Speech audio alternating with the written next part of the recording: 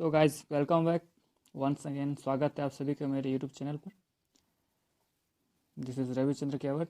और पिछले लेक्चर में मैंने अर्थशास्त्र के कुछ टॉपिक बताए थे क्लास 12 के, और उसी को हम आज आगे बढ़ाते हुए कोशिश करेंगे कि ये चैप्टर ख़त्म कर दें। And this is something about me, Ravichandra Kewat, founder of RC classes. देखिए, आरसी क्लासेस एक ऐसा प्लेटफॉर्म है जहाँ आप लोगों को ऑनलाइन और ऑफलाइन दोनों ही माध्यम से क्लास 12 और क्लास 11 की क्लास कराई जा रही हैं, जिसमें आप लोगों को accountancy, business studies, entrepreneurship, economics जैसे सब्जेक्ट की क्लास की जा रही है एट सांपला गम्हरिया, जमशेदपुर, झारखंड। और आप लोग अगर मेरे पेड क्लासेस के लिए जुड़ना चाहेंगे तो इस नंबर पर आप कांटेक्ट कर सकते हैं। So let's start. ये देखिए, क्लास 12 इकोनॉमिक्स का यूनिट वाइज या पार्ट वाइज डिवीज़न। चलिए, हम लोग चैप्टर 1 के कुछ टॉपिक किए हुए थे, आज उसी को आगे बढ़ाते हुए फिर से शुरू करते हैं। इससे पहले हमें कुछ टॉपिक किए हुए थे, तो आज इस टॉपिक से शुरू करने वाले हैं, जो है अर्थशास्त्र की प्रकृति, नेचर ऑफ इकोनॉमिक्स। देखिए, अर्थशास्त्र की प्रकृति के अगर बारे में बात करें तो इसकी प्रकृति को भी दो रूपों में या दो भागों में बांटा गया है। पहला है वास्तविक तथा दूसरा है आदर्श। कभी अर्थशास्त्र को वास्तविक विज्ञान के रूप में माना गया है तो कभी आदर्श विज्ञान के रूप में। तो उसी को एक करके आइए देखते हैं। देखिए, वास्तविक विज्ञान के रूप में अर्थशास्त्र। वास्तविक विज्ञान केवल कारण एवं परिणाम, काउजेस एंड इफेक्ट के संबंध का विश्लेषण किया जाता है। आर्थिक पहलू में क्या है, व्हाट इज का विश्लेषण अर्थशास्त्र में किया जाता है। और क्या होना चाहिए, व्हाट ऑट टू बी जैसे नीतिगत पहलू को अर्थशास्त्र में नहीं जोड़ा जाता है।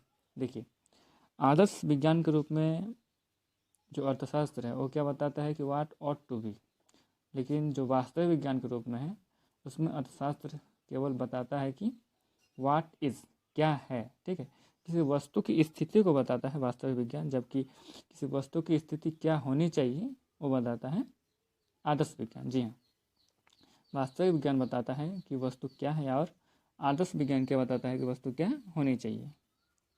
देखिए, इसके जिस विचारधारा के मानने वाले हैं प्रोफेसर JB से सीनियर, प्रोफेसर रॉबिन्स जैसे अर्थशास्त्रियों ने इसी आधार पर अर्थशास्त्र को वास्तविक विज्ञान की श्रेणी में रखा है। उनके विचार में आर्थिक विश्लेषण की प्रत्येक शाखा में कारण और परिणाम का संबंध निर्धारित किया जाता है। देखिए, जैसे उपभोग कंजम्पशन में उपयोगिता ह्रास नियम बढ़ते उपभोग अर्थात कारण और उसके घटती उपयोगिता अर्थात परिणाम के पारस्परिक संबंध को बताता है। उत्पादन प्रोडक्शन उत्पत्ति ह्रास नियम में भी उत्तरोत्तर इकाइयों के बढ़ते प्रयोग एवं उससे घटती उत्पादकता वस्तु कारण और परिणाम के संबंध को ही स्पष्ट किया जाता है। विनिमय एक्सचेंज कीमत परिवर्तन का मांग एवं पूर्ति पर पड़ने वाला प्रभाव, इसमें भी कारण और परिणाम का ही एक उदाहरण है। वितरण डिस्ट्रीब्यूशन साधनों की पूर्ति बढ़ने पर उसके साधनों की कीमतें घटती है, वस्तुतः इसमें भी कारण और परिणाम का ही एक उदाहरण है। और राजस्व की अगर बात करें तो राजस्व में भी इसमें भी कारण और परिणाम को ही स्पष्ट किया जाता है। इस आधार पर कुछ अर्थशास्त्रियों ने अर्थशास्त्र को वास्तविक विज्ञान के रूप में लिया है या माना है। अब देखते हैं अर्थशास्त्र आदर्श विज्ञान के रूप में। Economics as a normative science. देखिए, आदर्श विज्ञान का संबंध क्या होना चाहिए, जी हाँ, आदर्श विज्ञान का संबंध किससे होना चाहिए, क्या होना चाहिए, व्हाट ऑट टू बी जैसे प्रश्न से है, जिसमें आर्थिक पहलुओं की अच्छाई एवं बुराई के संबंध में विश्लेषण किया जाता है और तथ्य की वांछनीयता एवं अवांछनीयता पर अपना मत व्यक्त किया जाता है। आधुनिक अर्थशास्त्रियों का एक बड़ा वर्ग यह स्वीकार करता है कि अर्थशास्त्र केवल एक वास्तविक विज्ञान ही नहीं बल्कि उसका स्वरूप आदर्शात्मक या नॉर्मेटिव है। इस वर्ग के अर्थशास्त्रियों के अनुसार अर्थशास्त्र के दायित्व का निर्वाह केवल इतनी विवेचना से ही नहीं हो जाता कि वस्तु क्या है, बल्कि उसका यह भी उत्तरदायित्व है कि यह बतलाए कि वस्तु क्या होनी चाहिए। अर्थशास्त्र को आदर्श विज्ञान में रखने वाले अर्थशास्त्री प्रमुख है मार्शल, पिगू, हार्ट्रे और किन्स। तो जिन अर्थशास्त्रियों ने अर्थशास्त्र को आदर्श विज्ञान के रूप में माना है, उनका मानना यह है कि अर्थशास्त्र का काम केवल यह बताना नहीं है कि वस्तु क्या है, ठीक है। इस अर्थशास्त्र में यह भी बताया जाता है कि वस्तु की स्थिति क्या होना चाहिए या वस्तु क्या होनी चाहिए। तो आदर्श विज्ञान व्हाट ऑट टू बी, क्या होना चाहिए के मत पर आधारित है। देखिए, हार्ट्रे के शब्दों में अर्थशास्त्र एवं नीतिशास्त्र को पृथक नहीं किया जा सकता। अर्थशास्त्र को न केवल मूल्यांकनों एवं नैतिक विचारों को ध्यान में रखना चाहिए, बल्कि उसकी अंतिम वैधता पर भी निर्णय देना चाहिए। अब देखिए, अर्थशास्त्र को वास्तविक आदर्श दोनों रूप में लिया गया है। अर्थशास्त्र के स्वरूप को ना तो अकेले वास्तविक विज्ञान में जोड़ा जा सकता है और ना ही अकेले आदर्शात्मक विज्ञान से। इसका चरित्र दोनों प्रकार से है, वास्तविक भी है और आदर्श भी है। जी हाँ, अर्थशास्त्र वास्तविक भी है और आदर्श भी है। फेंडरमैन के अनुसार अर्थशास्त्र कभी वास्तविक विज्ञान है और कभी आदर्श विज्ञान। जी हाँ, देखिए, अर्थशास्त्र कभी वास्तविक विज्ञान के रूप में कार्य करता है तो कभी आदर्श विज्ञान के रूप में कार्य करता है। आर्थिक समस्या का समाधान कैसे होता है, या वास्तविक विज्ञान के विषय है। जी हाँ, यहाँ से थोड़ा ध्यान दीजिएगा। आर्थिक समस्या का समाधान कैसे होता है, यह किसका विषय है, वास्तविक विज्ञान का। जबकि यह आदर्श आर्थिक समस्या का समाधान कैसा होना चाहिए, यह किसका विषय है, आदर्श विज्ञान का। तो इस आधार पर अगर हम लोग देखें तो अर्थशास्त्र क्या है, वास्तविक विज्ञान और आदर्श विज्ञान दोनों है, ठीक है। देखिए, वास्तविक और आदर्श विज्ञान में अंतर दिया गया है, इससे आप स्क्रीनशॉट ले लीजिए, देख लीजिएगा, कभी कभी आ जाता है, वैसे उतना इम्पोर्टेंट भी नहीं है। चलिए, अभी व्यष्टि या सूक्ष्म अर्थशास्त्र की परिभाषा, माइक्रो इकोनॉमिक्स डेफिनेशन।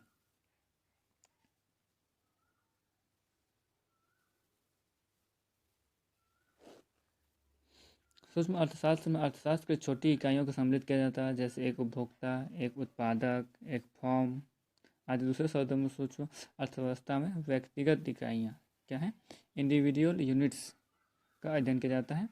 सूक्ष्म अर्थशास्त्र की प्रमुख विशेषताएं जिसमें निम्न है, जैसे सूक्ष्म अर्थशास्त्र की कुछ विशेषताएं दी गई, कुछ परिभाषाएं हैं बोल्डिंग के शब्दों में। सूक्ष्म अर्थशास्त्र आर्थिक विश्लेषण की वह शाखा है जो व्यक्तिगत इकाइयों के आर्थिक व्यवहार का अध्ययन करती है, न कि इकाइयों के समूह का। हेंडरसन के अनुसार सूक्ष्म अर्थशास्त्र में व्यक्तिगत इकाइयों एवं सुपरिभाषित व्यक्ति समूहों की आर्थिक क्रियाओं का अध्ययन किया जाता है। ये व्यष्टि या सूक्ष्म अर्थशास्त्र की विशेषताएं, आप लोगों को पॉइंट नोट करना चाहिए। व्यक्तिगत इकाइयों का अध्ययन, देखिए, सूक्ष्म अर्थशास्त्र की सहायता से व्यक्तिगत आय, व्यक्तिगत उत्पादन, उपभोग, व्यक्तिगत लागत आदि घटकों की व्याख्या की जाती है। अति सूक्ष्म चरों का अध्ययन, दूसरा point, study of micro variables. देखिए, सूक्ष्म आर्थिक विश्लेषण अर्थव्यवस्था के छोटे छोटे चरों का अध्ययन करता है, जैसे एक फर्म, एक उद्योग, एक उपभोक्ता, एक उत्पादक आदि, ठीक है। इन अति सूक्ष्म चरों का व्यक्तिगत प्रभाव इतना कम होता है कि संपूर्ण अर्थव्यवस्था पर इनका प्रभाव नहीं होता। तो व्यक्तिगत आर्थिक इकाइयों का अध्ययन मतलब सूक्ष्म अर्थव्यवस्था में व्यक्तिगत इकाइयों का अध्ययन किया जाता है, किसी इंडिविजुअल का। अति सूक्ष्म चरों का अध्ययन मतलब इसमें छोटे छोटे चरों का अध्ययन किया जाता है, बड़ी बृहद पैमाने पर अध्ययन नहीं किया जाता है सूक्ष्म या व्यष्टि अर्थशास्त्र में। तीसरा है व्यक्तिगत कीमत निर्धारण का अध्ययन। सूक्ष्म आर्थिक विश्लेषण में मांग एवं पूर्ति दशाओं के आधार पर व्यक्तिगत इकाइयों की कीमत निर्धारण किया जाता है। देखिए, व्यष्टि और समष्टि अर्थशास्त्र में अंतर, आप इसका एक स्क्रीनशॉट ले लें, एग्जाम में आता है कि व्यष्टि और समष्टि अर्थशास्त्र में अंतर बताएं। चलिए, व्यष्टि अर्थशास्त्र का क्षेत्र, उनकी शाखाएं। देखिए, व्यष्टि अर्थशास्त्र का क्षेत्र, व्यष्टि या सूक्ष्म अर्थशास्त्र के क्षेत्र में निम्नलिखित 3 प्रमुख सिद्धांतों को सम्मिलित किया जाता है, जिसमें है वस्तु कीमत निर्धारण, साधन कीमत निर्धारण और आर्थिक कल्याण का सिद्धांत। देखिए, वस्तु कीमत निर्धारण क्या है। वस्तु कीमत निर्धारण सिद्धांत में यह विवेचना की जाती है कि उपभोग की वस्तुओं की कीमत का निर्धारण किस प्रकार होता है। वस्तु कीमत निर्धारण मांग पक्ष एवं पूर्ति पक्ष दोनों का समावेश किया जाता है। मांग पक्ष में उपभोक्ता के व्यवहार एवं उपभोग का अध्ययन किया जाता है तथा पूर्ति पक्ष में उत्पादन लागत एवं उत्पादन दशाओं को सम्मिलित किया जाता है। तो यह है वस्तु कीमत निर्धारण।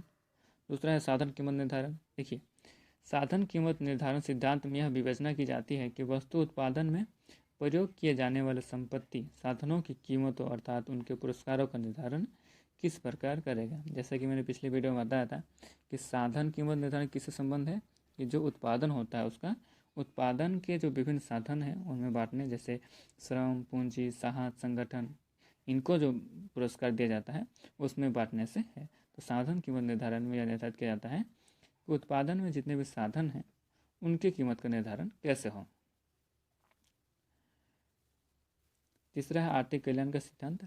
सूक्ष्म आर्थिक सिद्धांत का एक महत्वपूर्ण केंद्र बिंदु है, जिससे यह अध्ययन किया जाता है कि वस्तु एवं सेवाओं को दी हुई मात्रा को अनेक उपभोक्ताओं में किस प्रकार विभाजित और आवंटित किया जाए कि आर्थिक कल्याण अधिकतम हो। मतलब इस पॉइंट में बताया गया है कि आर्थिक कल्याण सिद्धांत, सूक्ष्म आर्थिक सिद्धांत एक महत्वपूर्ण केंद्र बिंदु, मतलब इसमें आर्थिक कल्याण को भी एक केंद्र बिंदु के रूप में दिया जाता है। देखिए व्यष्टि अर्थशास्त्र की शाखाएं, तो चलिए इसे ख़त्म ही कर देते हैं। व्यष्टि सूक्ष्म अर्थशास्त्र के अध्ययन का महत्व। हम लोग जो व्यष्टि अर्थशास्त्र है इसका अध्ययन आखिरकार क्यों करते हैं, तो चलिए देखते हैं। व्यष्टि अर्थशास्त्र के अध्ययन का महत्व क्या है। संपूर्ण अर्थव्यवस्था के ज्ञान के लिए आवश्यक है। जी हाँ, देखिए जब तक हम लोग छोटे छोटे इकाइयों का अध्ययन नहीं करेंगे तब तक बृहद पैमाने पर पूरी संपूर्ण अर्थव्यवस्था का अध्ययन नहीं कर पाएंगे। तो जो संपूर्ण अर्थव्यवस्था का अध्ययन करने के लिए हम लोग को सूक्ष्म छोटे छोटे इकाइयों का अध्ययन करना आवश्यक है। दूसरा क्या है, आर्थिक समस्याओं के निर्णय में सहायक। आर्थिक विश्लेषण में कीमत निर्धारण, वितरण जैसे महत्वपूर्ण समस्याएं होती हैं। इन समस्याओं का निदान सूक्ष्म आर्थिक विश्लेषण से किया जाता है। मांग एवं पूर्ति के दोनों बलों के आधार पर कीमत निर्धारण किया जाता है जो सूक्ष्म अर्थव्यवस्था से संबंधित है। तो कीमत निर्धारण जो है वो सूक्ष्म अर्थव्यवस्था से ही संबंधित है, और अगर सूक्ष्म अर्थव्यवस्था का हम लोग अध्ययन नहीं करते हैं तो हम लोग कीमत निर्धारण की समस्या का समाधान नहीं कर पाएंगे। तीसरा है आर्थिक नीति के निर्धारण में सहायक। सूक्ष्म अर्थव्यवस्था में व्यक्तिगत विशिष्ट इकाइयों के विश्लेषण ही सरकार को आर्थिक नीतियाँ बनाने का आधार प्रदान करती है। तो सरकार आर्थिक नीतियाँ भी तभी बना सकती है जो सूक्ष्म अर्थव्यवस्था में जितने भी व्यक्तिगत इकाइयाँ हैं उनका अध्ययन कर ले। चौथा है व्यवहारिक अर्थव्यवस्था के ज्ञान में सहायक। जी हाँ, देखिए सूक्ष्म अर्थव्यवस्था आर्थिक विश्लेषण द्वारा व्यवहारिक अर्थशास्त्र की शाखा जैसे राजस्व, अंतर्राष्ट्रीय अर्थशास्त्र इत्यादि की समस्या को समझने में सहायता मिलती है। तो सूक्ष्म अर्थव्यवस्था के द्वारा ही जो व्यवहारिक हम लोग की समस्या आती है उनका समाधान किस में किया जा सकता है, सूक्ष्म अर्थव्यवस्था में, जैसे कि राजस्व है, अंतर्राष्ट्रीय अर्थव्यवस्था है आदि। पांचवा है पूंजीवादी प्रणाली की कार्य प्रणाली के ज्ञान में सहायक। देखिए पूंजीवादी अर्थव्यवस्था स्वतंत्र अर्थव्यवस्था होती है जिसमें केंद्र समस्याओं से संबंधित निर्णय इसमें मांग एवं पूर्ति बलों की स्वतंत्र क्रियाशीलता वाले कीमत संयंत्र द्वारा लिए जाते हैं। मतलब पूंजीवादी अर्थव्यवस्था प्रणाली में क्या होती है कि जो केंद्र समस्या है उनका निर्णय कौन करता है, मांग एवं पूर्ति के बल करते हैं। सूक्ष्म आर्थिक विश्लेषण पूंजीवादी अर्थव्यवस्था में आर्थिक समस्याओं के समाधान प्रस्तुत करने में सहायक है। तो इन समस्याओं का समाधान तभी किया जाएगा जब हम लोग सूक्ष्म आर्थिक विश्लेषण करेंगे और सूक्ष्म अर्थव्यवस्था का अध्ययन करेंगे।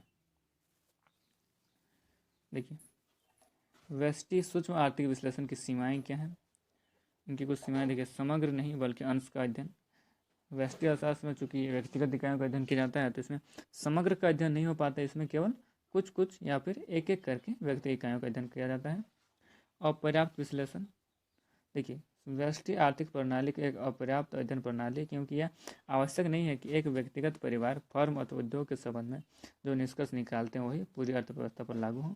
व्यष्टि अर्थशास्त्र द्वारा समूची अर्थव्यवस्था को सामूहिक प्रवृत्ति का प्रकाश नहीं डाला जा सकता है। तो ये एक हिसाब देखेंगे तो अपर्याप्त विश्लेषण होता है, इसमें कुछ पूरी तरह से अपर्याप्त नहीं कहा जा सकता है। तीसरा है अवास्तविक मान्यता पर आधारित। सूक्ष्म आर्थिक विश्लेषण पूर्ण रोजगार की काल्पनिक मान्यता पर आधारित है, जो कि कभी पूर्ण नहीं हो सकती। देखिए पूर्ण रोजगार एक काल्पनिक मान्यता है, तो जो सूक्ष्म आर्थिक विश्लेषण है वो कुछ काल्पनिक मान्यताओं पर भी आधारित है।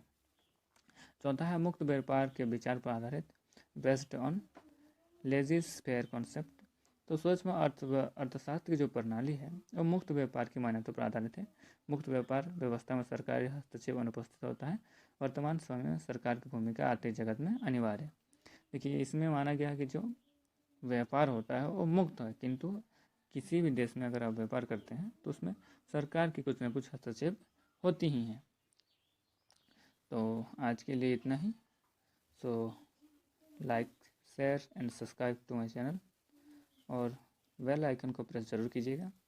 मैं इसी तरह की लेटेस्ट अपडेट आप लोगों को देता रहूँगा। इस क्लास 12th के सब्जेक्ट की क्लास लेता रहूँगा। तो धन्यवाद।